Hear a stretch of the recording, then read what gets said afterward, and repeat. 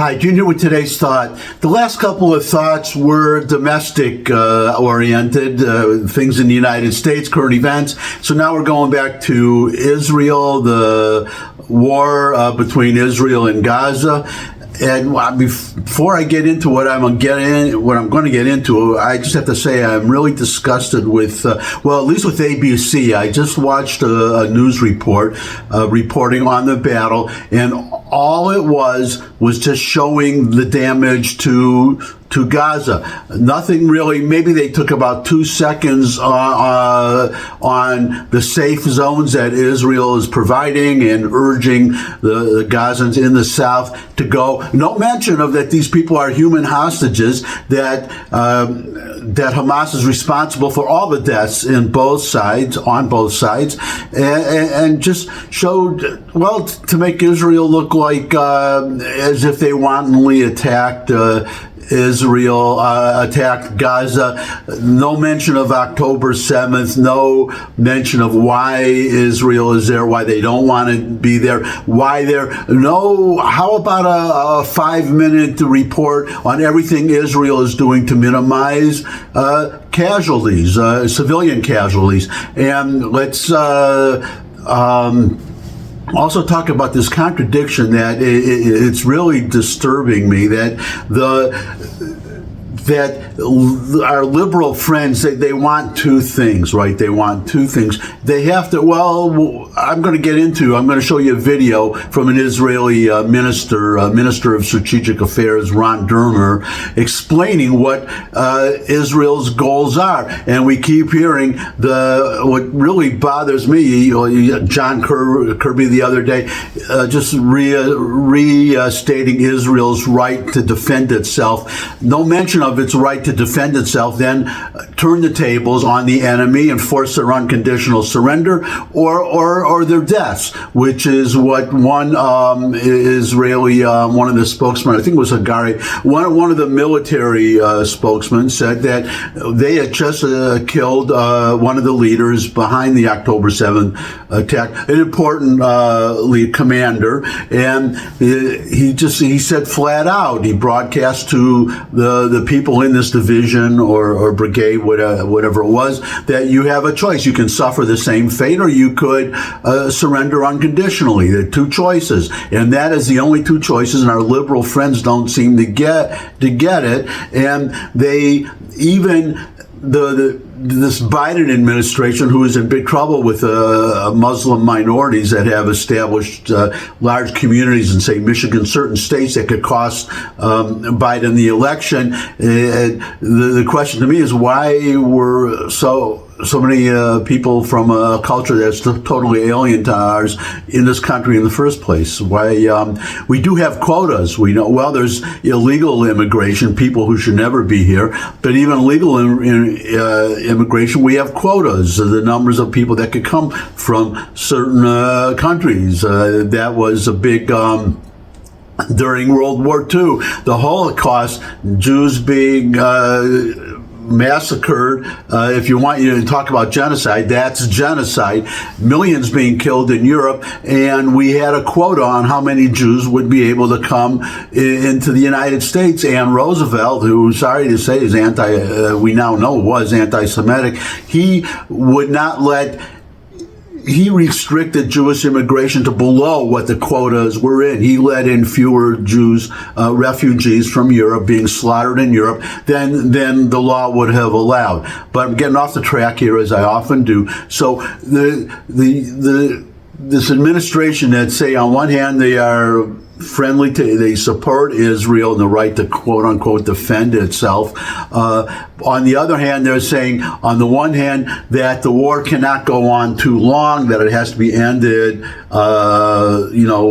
sooner rather than later. On the other hand, they're saying no, apparently they want zero civilian casualties.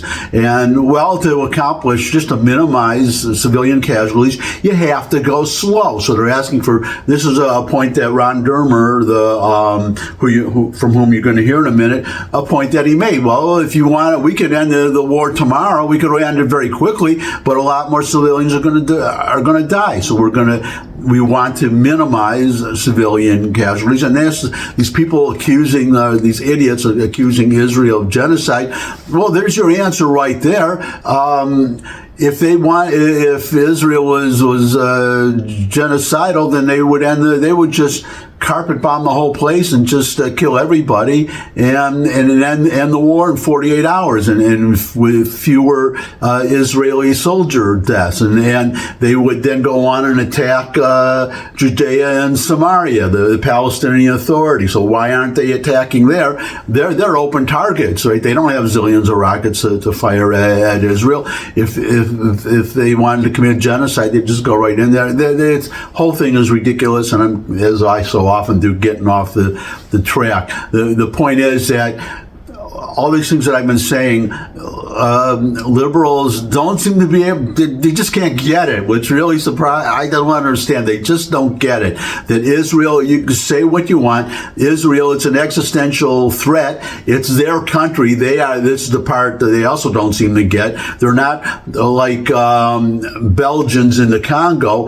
The Jews are the indigenous population of the Middle East. They've been there for 3,700 years, and they don't.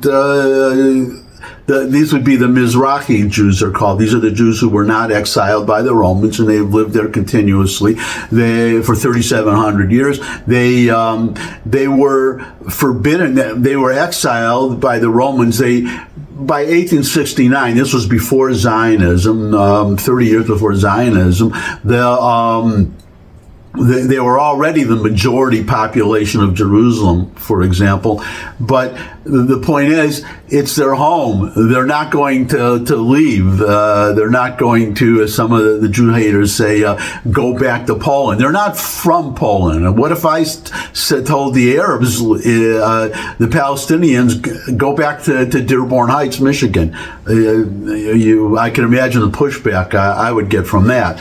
But they don't seem to get it. That's the main thing. These liberals don't seem to get it, that Israel is going to prosecute this war. They are going to win, and that's it. End of story, period, full stop. And I've talked enough, so here is Ron Dermer, interviewed by George Stephanopoulos on ABC, making it so plain, I don't know how anybody could fail to get it. So, Here's Mr. Dermer. And here, U.S. support has been critical as well. Despite those calls, the civilian casualties continue to climb. We saw that UNICEF director there in Tom Sufi Burridge's piece, and we heard Defense Secretary Lloyd Austin say that if that continues, this could be not only a humanitarian disaster, but a strategic calamity for Israel. Your response? Well, listen, we're doing everything we can to keep civilians out of harm's way. I want the American people to understand this. This war is not going on thousands of miles away. It's going on literally hundreds of yards away, and it's going on at a time when rockets are flying into our country and we have people running to bomb shelters. I think what the Israeli army has done in prosecuting this war is unprecedented in the history of warfare. When you have an enemy right on your border and you're doing everything to get the civilians of that enemy out of harm's way. I don't think any other country, including the United States, I don't know if you ever faced a situation like this, would take such great care. So we agree with the United States that we want to do everything we can to reduce civilian casualties and to ramp up humanitarian assistance. And we'll continue to do that as we prosecute this war. Let me ask you the same question I asked John Kirby. What is the diplomatic endgame here? Does Prime Minister Netanyahu agree with President Biden that a two-state solution is still viable? What the Prime Minister has said for many years, and you've interviewed him over the years, is that we want the Palestinians to have all the powers to govern themselves, but none of the powers that they can use to threaten Israel. And that's something when we get back to negotiations, we'll have to see how we do that. I know that everybody is racing forward right now to try to establish a Palestinian state.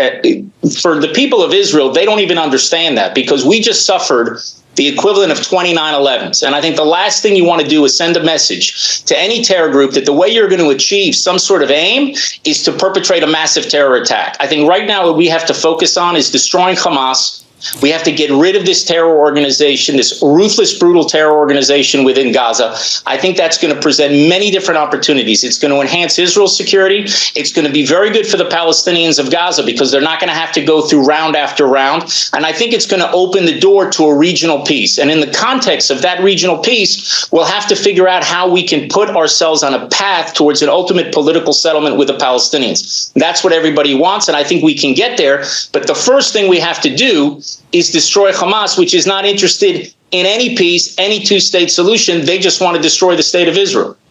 How long is that going to take? Is it really possible? It is definitely possible. I think we've shown remember, we've only been fighting for less than 2 months, and we just had a pause for about a week. We're going to achieve this goal. We're going to do it in the deliberate fashion because we are very conscious of having civilians there and getting them out of harm's way. If we wanted to do it fast, we'd harm a lot more civilians. We're going to achieve that goal. I don't know how long it's going to take. I don't know if it's weeks. I don't know if it's going to be months, but it's going to take as long as it's going to take because we're not going to allow what happened on October 7th to happen again. We're going to rid Gaza of this organization, this terror organization, Hamas, free Gaza from Hamas, and hopefully that will give hope to Palestinians, to Israelis, to everybody in the region who wants to go in a different direction. Ron Dermer, thanks for your time this morning. That's my thought and Ron Dermer's thought for today. Thanks for stopping by. If you could subscribe, that would really be great. Share this video with anyone you think would benefit from it. But most of all, come back and see me again. We'd love to see all of you again, whether you agree with me or not. And as long as you're polite. And come back and see me again. I'd love to see all of you again. And until I do see all of you again, bye.